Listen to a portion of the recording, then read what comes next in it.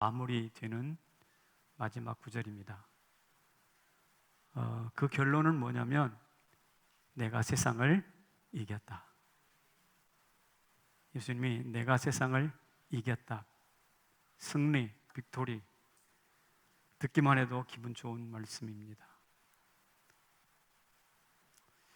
로마의 장군 가이사가 있죠. 시저. 원로원의 전횡을 막으려고 군대를 일으켜 저 프랑스 쪽으로 전쟁으로 나갔는데 거기에서 결단합니다. 그리고 군대를 다시 로마를 지켜야 될 군대가 로마를 공격하기 위해서 루비콘 강을 건넙니다. 그러면서 그가 했던 유명한 말이 왔노라, 싸웠노라, 이겼노라. 생사의 갈림길에서 외친 유명한 명언입니다. 자칫 잘못하면 반역자가 되어서 죽게 될 텐데, 아니면 애국자가 되느냐 반역자가 되느냐. 마치 이성계가 위화도에서 회군해가지고 조선을 만든 것처럼 그와 같은 상황입니다. 그때 왔노라 싸웠노라 이겼노라라고 유명한 말을 남겼죠. 그런데 오늘 예수님이 내가 세상을 이기었노라 라고 하셨던 이 말씀은 더 큰 의미를 가지고 있습니다. 여기서 세상이 무엇일까요? 세상을 이겼다고 하는 여기서 세상은 어떤 걸까요? 바로 가이사가 평정해서 가이사가 제압을 했던 로마 제국 그 자체입니다. 예수님은 가이사가 지배했던 제국을 이김으로써 진정한 세상의 왕이시며 통치자, 주권자임을 증명합니다. 그것이 어떻게 확인을 할 수 있을까? 실제로 기독교가 로마를 복음화시키잖아요. 기독교가 가이사가 제패했던 로마를 복음화시켜버려요. 생명으로 정복하죠. 쌈박제만 일삼던 그 나라를 평화의 전당으로 만들죠. 따라서 예수 그리스도가 가이사를 이겼다는 사실을 알 수가 있습니다. 그래서 오늘 내가 세상을 이기었노라 라는 말은 대단히 의미가 있습니다. 자, 그렇다면 예수님은 과연 무엇을 이겼다는 뜻인가? 예수님이 무엇을 이겼을까요? 사복음서에 국한해서 살펴보면 예수님이 첫째 결핍을 이기십니다. 가나 혼인잔치 포도주 부족했죠? 베세다 들판에 떡이 부족했죠? 그때 오병이의 기적을 통해서 떠다 주어라 라는 기적을 통해서 결핍을 극복하십니다. 두 번째는 질병을 이기십니다. 베데스다 38년 병자를 고치셔서 침상을 들고 집으로 돌아가게 하시잖아요. 질병을 이기신 거예요.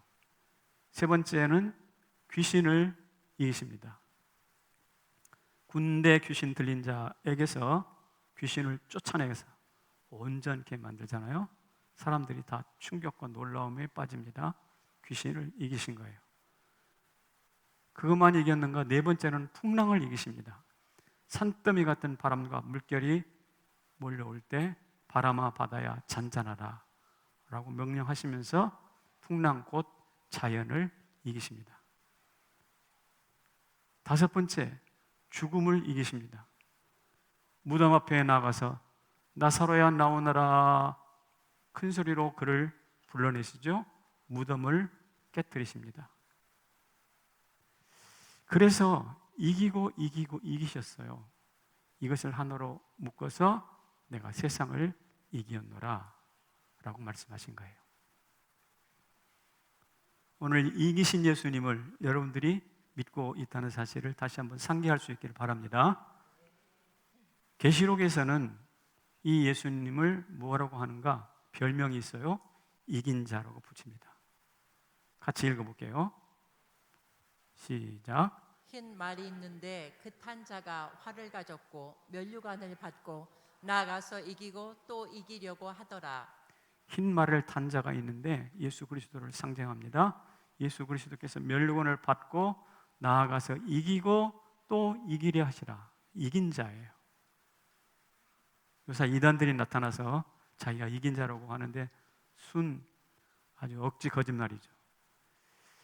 왜 이기고 또 이기려 하는가? 옛날에 광야에서 말씀으로 떡으로 시험해 왔던 마귀를 이기셨죠. 이긴 자예요. 그리고 이제는 드디어 사망 권세를 깨트리시기 위하여 본 게임에 돌입하십니다. 그 게임에 이기려고 본 게임이 아니라 이제 제대로 된 싸움이 정면 승부가 펼쳐집니다. 사망과의 싸움입니다. 어떻게 이기려고 하시는가? 십자가를 지심으로 이기려고 하시는 거예요. 그래서 지금 제자들에게 무엇 했는가? 성만찬을 베풀고 길게 설교를 하시고 이제 마지막으로 발을 씻기실 뿐만 아니라 승리의 절정인 골고다 언덕으로 올라가시기 위해서 최종적인 준비를 하고 계시는 거예요. 그리고 그 자리에 서서 내가 세상을 이기었노라 라고 말씀하십니다. 따라서 십자가는 비참하게 죽은 죽음의 형틀이 아닙니다. 십자가를 패배로 보는 것은 틀렸습니다.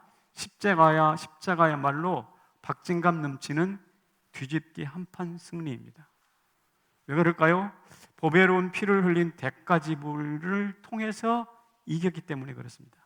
다른 이김은 창조주와 주권자로 이긴 거예요.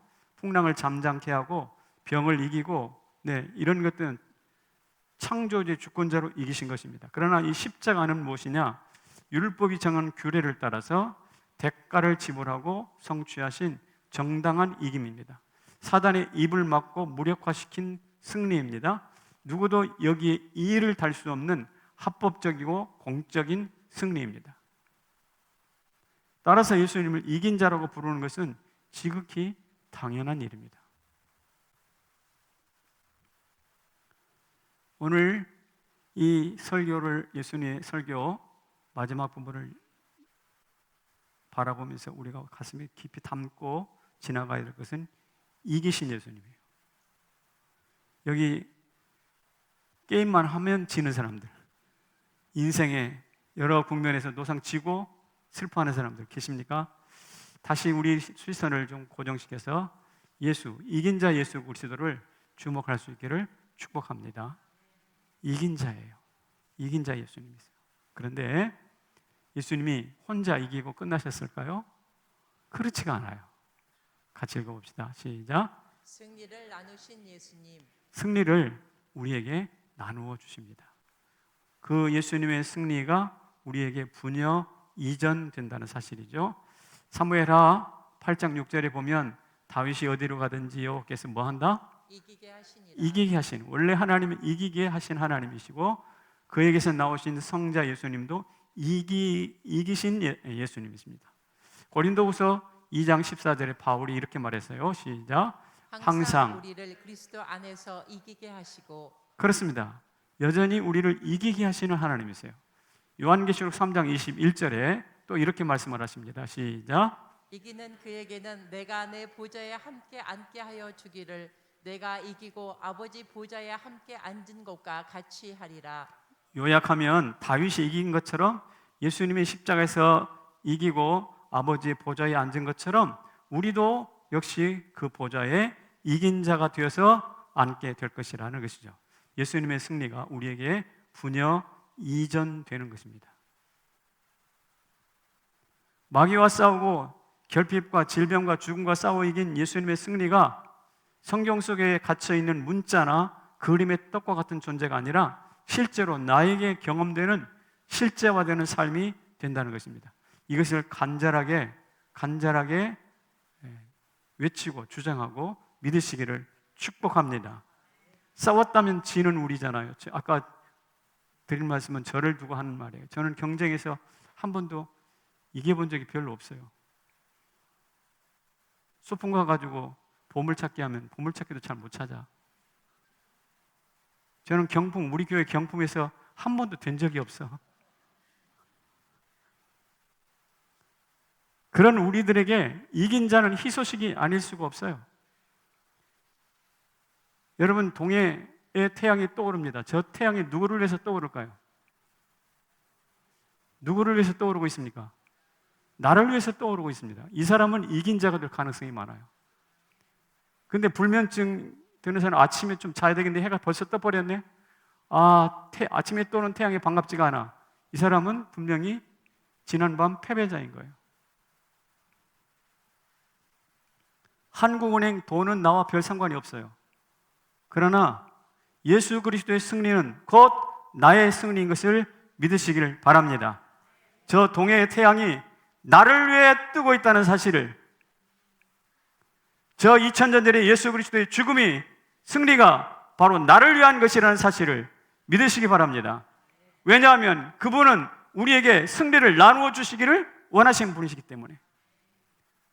따라서 정치, 시사, 경제, 물가에 민감하기보다 그 모든 것 위에, 그 모든 것을 무색하게 만들 예수님의 승리를 주목하는 저와 여러분이 되기를 축복합니다.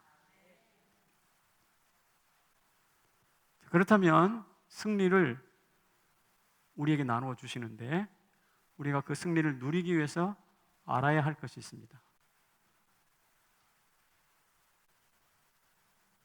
그것이 뭐냐면, 첫째, 본색을 드러내시고 계시는 예수님을 알아야 합니다. 이게 무슨 말이냐면, 오늘 본문에 보면 예수님은 지금까지 비유를 통해서 많이 말씀하셨어요. 비유. 그런데 오늘 이 마지막 설교를 하는 이 자리에서는 비유가 아닌 직접 화법으로 말씀을 하십니다. 29절에 이런 말씀이 있어요. 시작. 제자들이 말하되 지금은 밝히 말씀하시고 아무 비유로도 하지 아니하시니. 자, 제자들이 이 말을 한 이유를 아시겠죠? 예수님이 비유를 말씀하셨던 여러 가지 이유가 있는데, 나는 생명의 떡이다, 나는 선한 목자다, 이런 비유들이 있었습니다. 이 비유들이 대단히 의미가 있는 비유인 것은 사실인데, 내가 메시아다라고 직접 화법으로 말씀하시지는 않았어요. 비유는 어디까지나 하나의 설명입니다. 그러나 직접 화법으로 말씀하시는 것은 팩트, 사실을 의미합니다. 사실과 설명은 다 중요하죠. 사실이 있을 때 설명이 필요합니다. 그러나 사실이 없는 설명은 뭐요? 공허한 논설에 불과합니다. 따라서 예수님이 지금까지는 설명, 곧 비유를 가지고 말씀하셨으나 이제는 팩트, 곧 사실을 가지고 말씀을 하십니다. 예수님이 그렇게 이 사실을 다 알고 계시기 때문에 마지막으로 결정적으로 하셨던 말씀, 유명한 말씀이 있어요. 네가 그리스도냐? 그랬을 때 다 같이요. 내가 그니라. 내가 그니라. 너무나 간단한 이야기예요. 이 말은 무슨 말이냐면, 지금까지 숨겨왔던 비유로 말씀하셨던 예수님의 본색이 내가 그니라라는 말씀을 통해서 드러나는 거예요. 자, 승리하신 예수 그리스도가 드디어 자기의 본색을 드러냈습니다. 하나님의 아들이신 것을 아는 것이죠. 그런데 말입니다, 이렇게 예수님이 오늘 본문에 보니까 본색을 드러내셨는데 제자들의 반응이 무엇일까요? 이것입니다. 뭐라고요? 우리가 믿나이다. 30절에 이런 말씀을 해놓고 있어요. 제자들의 고백입니다. 시작. 우리가 지금에야 주께서 모든 것을 아시고 또 사람의 물음을 기다리지 않는 줄 아나이다. 이로써 하나님께로부터 나오심을 우리가 믿사옵나이다. 보세요. 저기 우리가 지금에야 그랬어요. 우리가 지금에야 모든 것을 아시고 전지하시고 사람들의 물음을 기다리지 않는 줄, 이것은 사람들의 질문이나 사람들의 어떠함에 영향받지 않는 독존하신, 스스로 계시는 독존하신 예수 그리스도인 것을 알았습니다. 이로써 하나님께로부터 나오심을 우리가 믿나이다 그랬어요. 그러니까 지금에야 드디어 예수 그리스도의 독존하심과 전지하신, 그래서 하나님께로부터 나오신 것을 이제야 알았습니다 라는 이야기가 되겠습니다. 제가 볼 때 드디어 제자들의 믿음이 형식과 내용을 갖추고 있어요. 옛날에는 내용은 있는데 형식을 잃어버렸다면, 어떤 경우에는 형식은 있는데 내용을 잃어버렸다면, 오늘 이 자리에서는 드디어 예수님이 본색을 드러내시고 제자들은 지금에야 드디어 예수님이 하나님으로부터 왔다는 사실을 인정함으로써 믿음의 형태와 내용이 갖추어진 것입니다.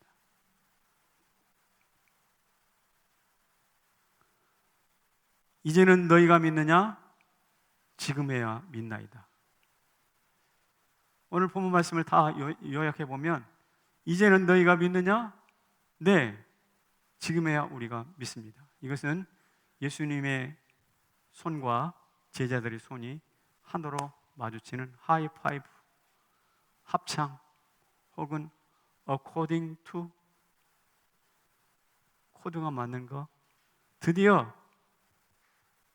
하이파이브가 성립이 된 거예요. 제자들 따로, 예수님 따로 지금까지 수많은 엇박자가 있었어요. 지금까지는 예수님이 가자 그러면 갔지만은 잤어요. 일하자 그랬는데 일하지 않았어요. 항상 엇박자가 있어요, 제자들하고. 그러나 드디어 이제 마지막에 본색을 드러내신 예수님을 향해서 지금에야 우리가 아버지께로부터, 하나님 아버지께로부터 오신 것을 믿나이다 라고 하면서 손바닥이 마주쳤어요. 하이파이브, 아름다운 합창, according to. 오늘 성남제일교회가 이런 하나님, 우리 주 예수 그리스도와 코드가 맞는 손뼉 소리가 펼쳐지기를 축복합니다. 이제는 너희가 믿느냐라고 물으실 때 비록 늦었지만 지금 우리가 믿나이다라고 우리 주 예수 그리스도의 손을, 피 묻은 손, 못자국 난 손을 부딪히면서 하이파이브 할 수 있기를 주님의 이름으로 축복합니다.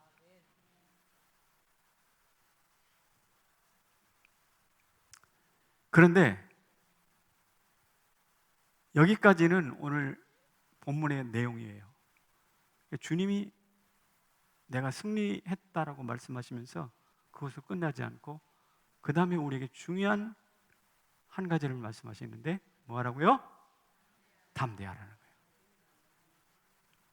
담대하라. 제자들은 지금까지 세상 눈치를 많이 봤어요. 예수님과 바리새인 서기관들 사이에서 양다리를 걸쳤습니다.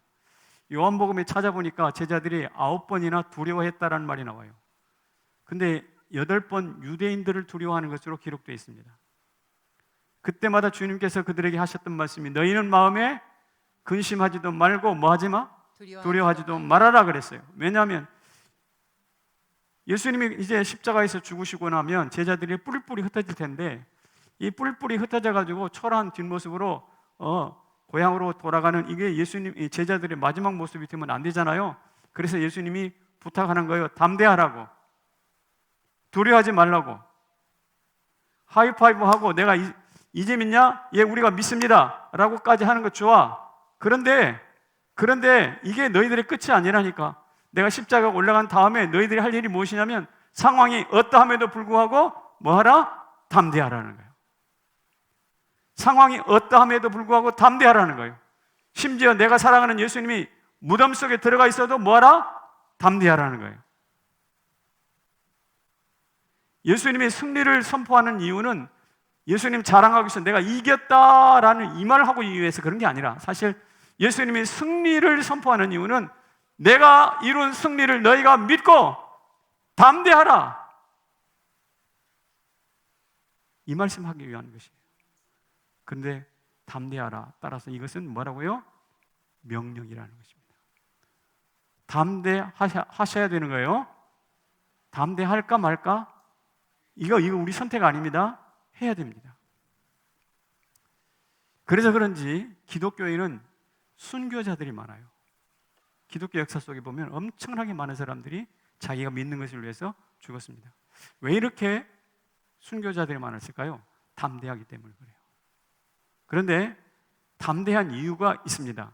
그게 바로 무엇이냐면 승리의 기초가 예수님인 것을 알았기 때문에 그래요. 아까 내가 세상을 이겼다고 분명히 말씀하셨잖아요. 이 말씀이 사실인 것을 알기 때문에 세상 사람, 예수 믿는 사람이 두려워하지 않는 거예요.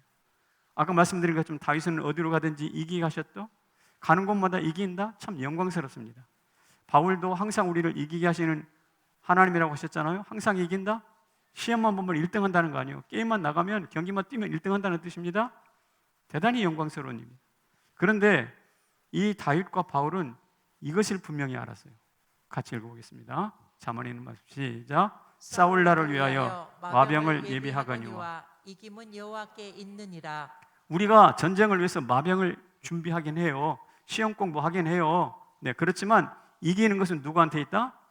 여호와 하나님께 있다. 승패의 열쇠가 군대에 많고 적음이 아니라 하나님께 있다는 것을 아는 거예요.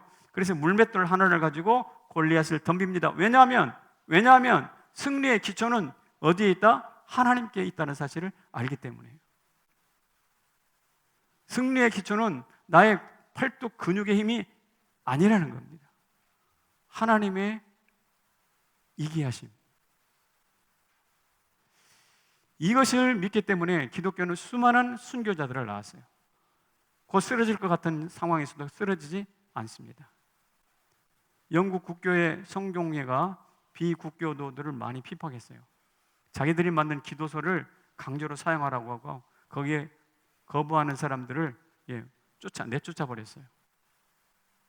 2,000명이나 목사직을 박탈해버리고 현직에서 쫓아내버렸습니다.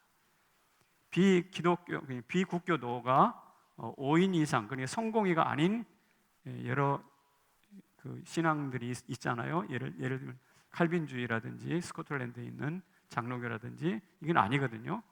이런 사람들은 5인 이상 모이는 것을 금지시켜 버렸어요. 그리고 성공회 교구에 5마일 조례를 발표해가지고 5마일 이상 목사는 접근하지 마라. 성공회 교구가 정해놓은 이렇게 있는데 내가 비국교도 목사라고 한다면 5마일 이상 접근하지 마. 이런 법을 선포해가지고 아무 데도 못 가. 이게 150년 동안 지속됐습니다. 이 비국교도를 이렇게 핍박을 많이 했는데 그런 가운데서 자녀들을 멋지게 잘 길러낸 한 여성이 있습니다. 수산나라는 여성인데 사람들이 이 여인을 시기해가지고 밭에 곡식을 불질러버리고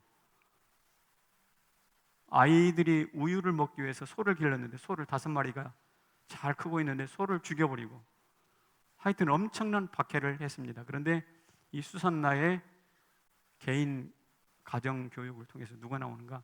저 유명한 존 웨슬리라는 사람이 나와요. 영국의 영적 지상도를 바꿔놨던 사람 웨슬리. 그의 힘이 어디서 나왔을까? 예수 그리스도의 이김에서 시작됐어요. 그리고요 이 웨슬리가 나중에 세계는 나의 교구다 라는 말을 하면서 세계를 가슴에 품습니다. 세계는 나의 교구다. 성공의 교구 5마일 이내로 접근은 안 돼.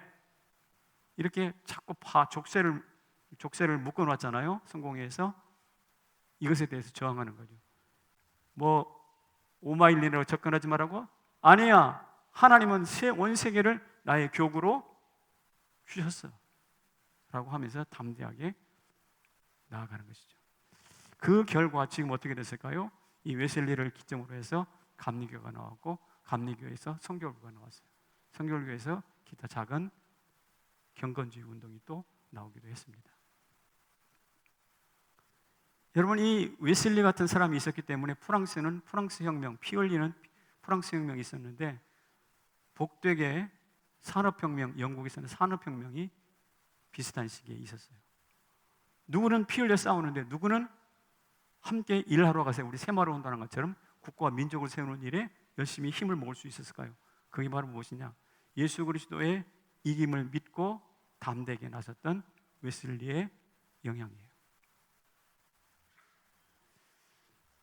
사랑하는 성도 여러분, 승리의 기초가 누구에게 있는지를 아는 것은 이처럼 중요합니다. 상황이 안 좋을수록 우리가 디디고 서 있는 인생의 발받침이 어딘지를 깨닫는 것은 대단히 중요해요. 축복합니다.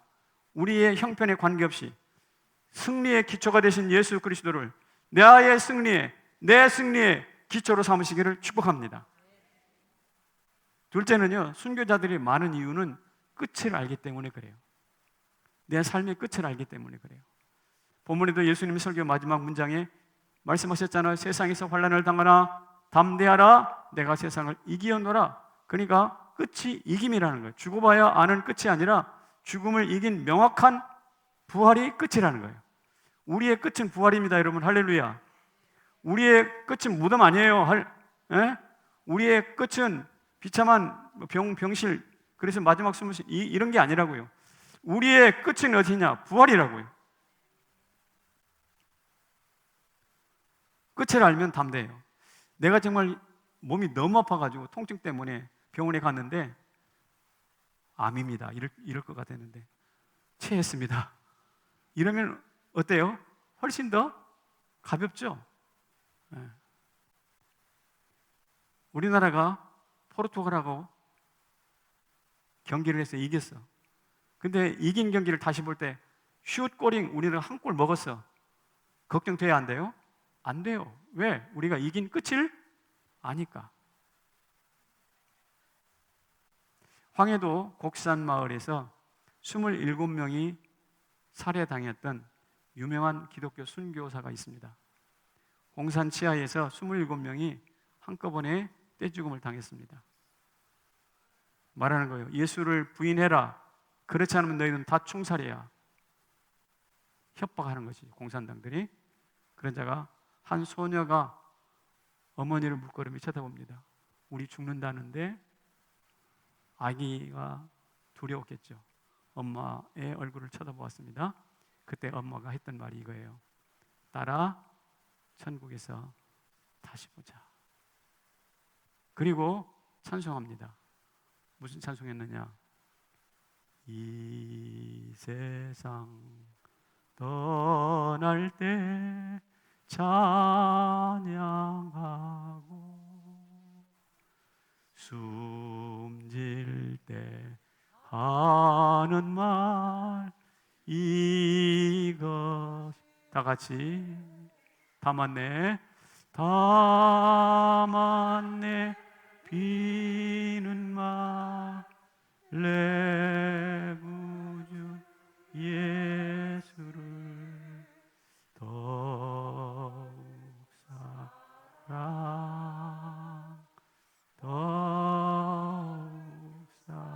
사랑 이 찬송 부르고 딸과 함께 순교당했어요.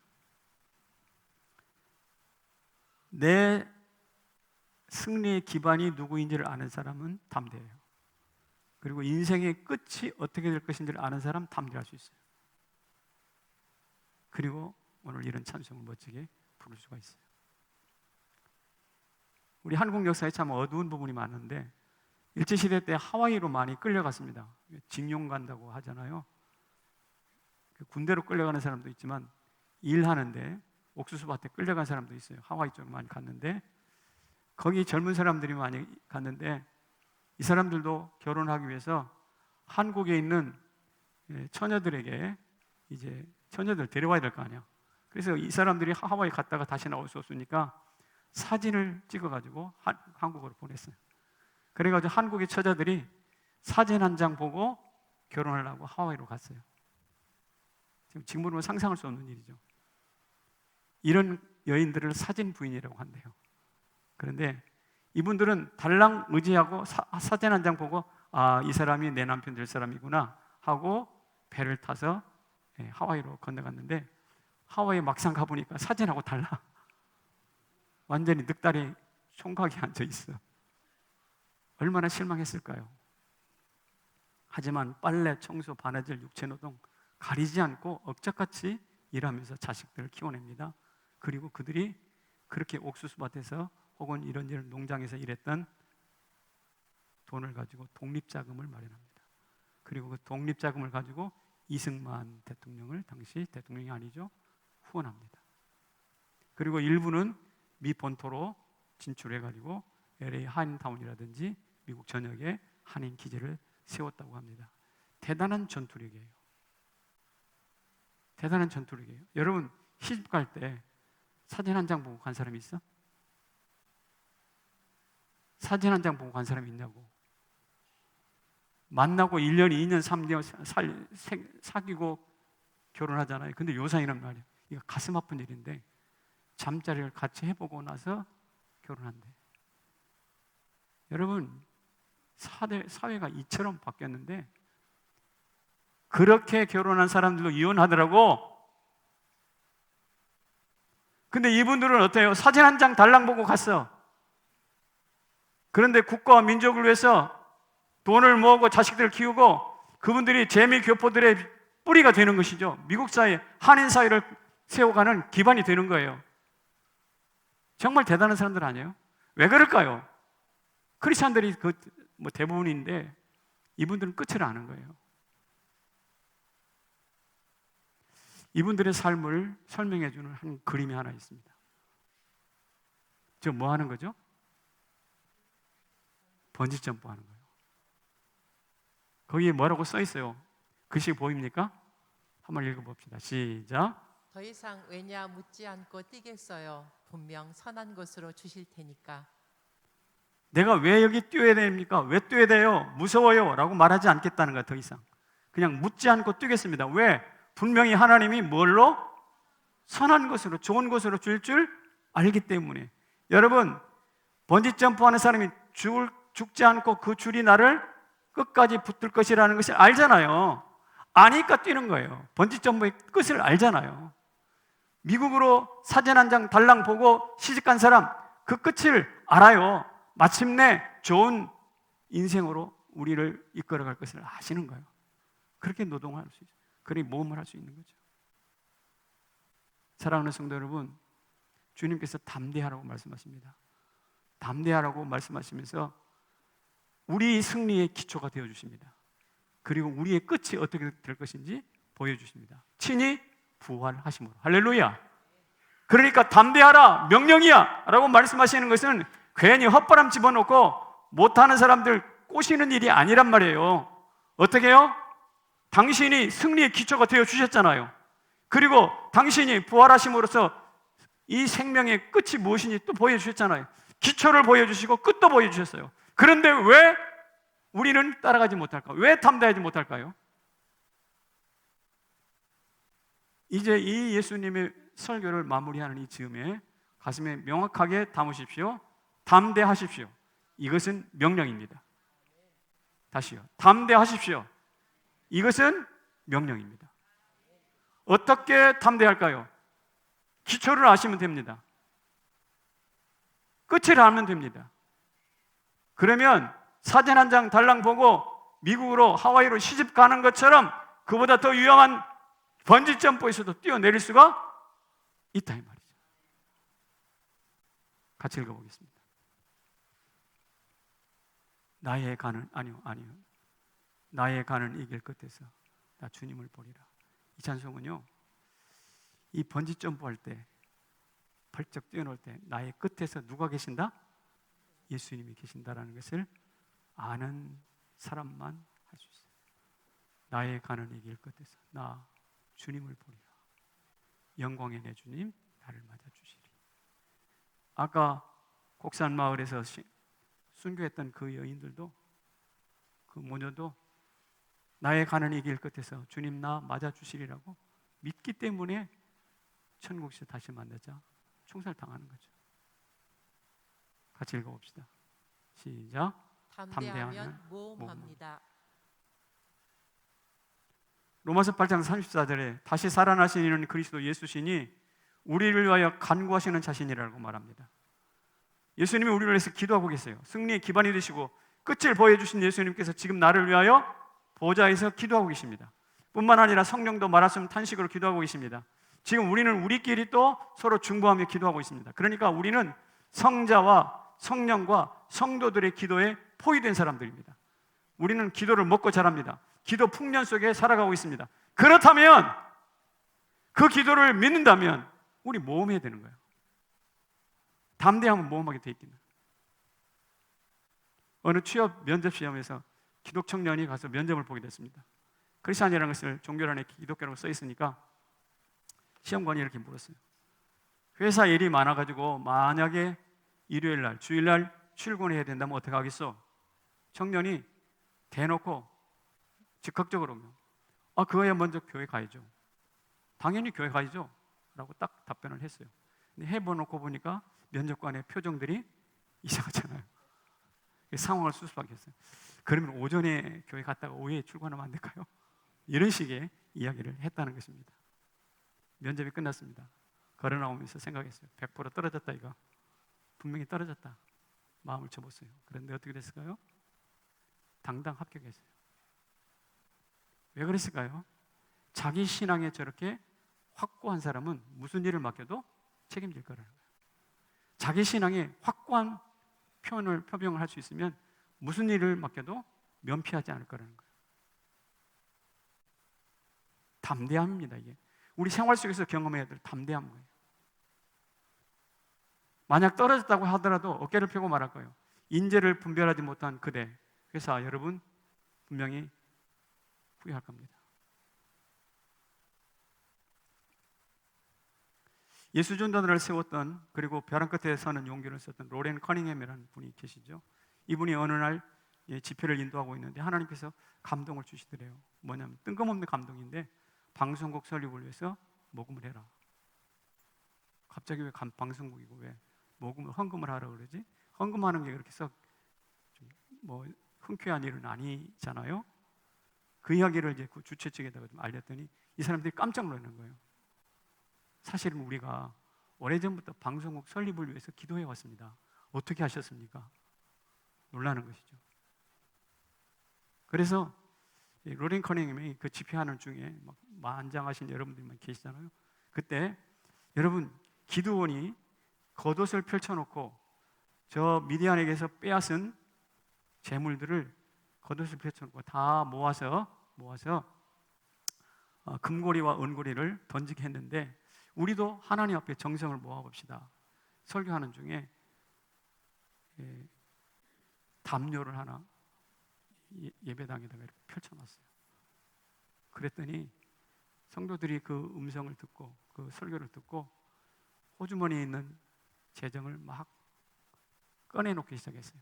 여기서도 던지고 저쪽에서 던지고 2층에서 던지고, 마치 그 축제와 같은 막 비행기 날리듯이 이렇게 돈을 헌금을 했어요. 그런데 그 헌금의 총 액수가 사사기, 기드온, 그 아까 말씀드린 사사기 8장에 나온 이야기인데, 사사기 8장 26절에 1700세겔과 매우 가까운 근사치의 헌금이 모였다는 거예요. 그래서 그 재정으로 방송국 설립에 큰 힘이 되었다는 이야기를 제가 벼랑 끝에 서는 용기 책에서 읽은 바가 있습니다. 여러분, 갑자기 헌금하자 썩 좋아하지 않을 수 있을 거예요. 그런데 하나님 앞에 믿고 하니까 사사기에 있는 말씀이 그대로 우리 가운데서 성취가 되는 거예요.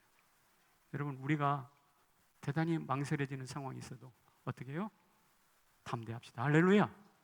왜? 주님의 우리의 승리의 기초가 되시고 또 끝이 되어주시니까. 이런 예수 그리스도를 믿고 오늘 담대하라, 이것은 명령이야 라는 말씀으로 세상을 이기는 저와 여러분이 되시기를 주의 이름으로 축원합니다. 우리 같이 일어나실까요?